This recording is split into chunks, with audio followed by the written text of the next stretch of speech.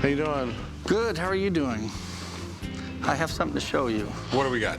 Well, I think I have the deadliest item that's ever walked through your door.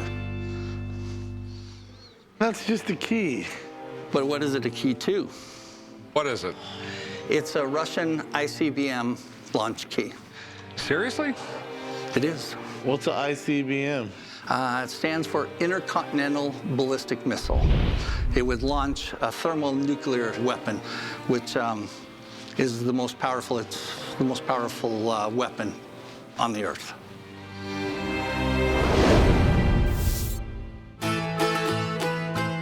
When people first see the keys, I usually describe them as the keys to the end of the world as we know it. I came to the pawn shop today to see if I can sell the keys to secure a donation for the Cold War National Memorial. Where in the world did you get this? Russia. The gentleman that I bought them from is a very good friend of a very famous Russian major general in the Soviet Union. He's over the cosmonaut school. So can you tell me anything about them? They're either sets of keys to land-based, submarine, or mobile launch components. They would have two people assigned to launch them. They would put the portal to enter the key further than arm's length, so one person couldn't fire them. It would take two people. Everyone that's actually held these keys, there's a real creepiness about it because you realize what they would have unleashed, the cataclysmic event that would have happened and unfolded. It's mind-boggling. It's more than what your mind can wrap around. I'd say if these are real, there's no question of their importance. I'm getting chills just thinking about it. One turn of these keys could have destroyed the world, and now they're sitting in my pawn shop. And Chum's got one. You know, my problem is they look pretty simple to make. It's aluminum. I mean, the thing that scares me about this, I could make this myself. I have a mill and a lathe in my garage. So do you have any paperwork on these? Yes, well, I have some things that kind of go toward the validity of them. I'm actually getting them. They're being sent to me. What do you want to do with them? You want to sell them? You want to... Oh, I'd like to sell them. Okay, how much do you want for them? I was thinking somewhere along the lines of 10,000. Okay, let me have someone look at them, man. I got a buddy who might know something about them. Let's get someone in here. Let's look at this. Let's try and get this figured out. Sure. Okay. Sounds good. Thank you. I'm the administrator of the Clark County Museum System. Well, Rick tends to call me in when he comes up with some unusual items. Any idea? Haha, yes. These are nice. They're launch keys. Russian. So what is it that you want to know about them? My problem is they look pretty simple to make. I could make this in my garage. Have you ever worked with titanium?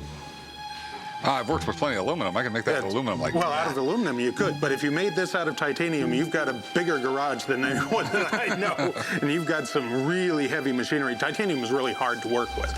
They had to use titanium because of the amount of heat that was generated in their system. And interestingly, we bought some of the titanium from Russia through intermediaries for our top secret programs. Okay. So they had the sources of the titanium. A lot of folks tend to think that they were used for like ICBMs and nuclear missiles and that sort of thing, but no. They were used for launching spacecraft, you know. So.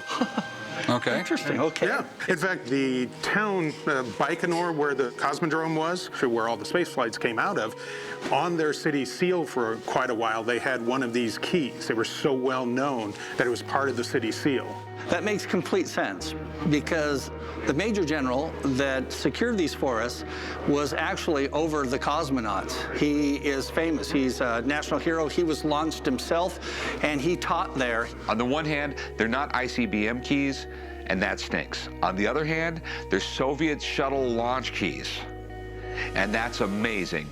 Okay, so they're still probably a pretty rare item? Oh, exceedingly, yeah. They are rare because there were a lot more ICBM keys out there than there would be spaceflight keys. In my mind, much more interesting piece of Soviet history. Well, thanks for coming by, Mark. Not a problem, and I have to tell you, Rick, you come up with the weirdest stuff to ask me to come down and take a look at. Don't mind it, but you do. Now that I know what these things really are, I got to admit, I want them even more. Being space launch keys, there's a strong possibility they were actually used. So what do you want to do with these? Pawn them? Sell them? Actually, I'd be willing to sell them for $10,000.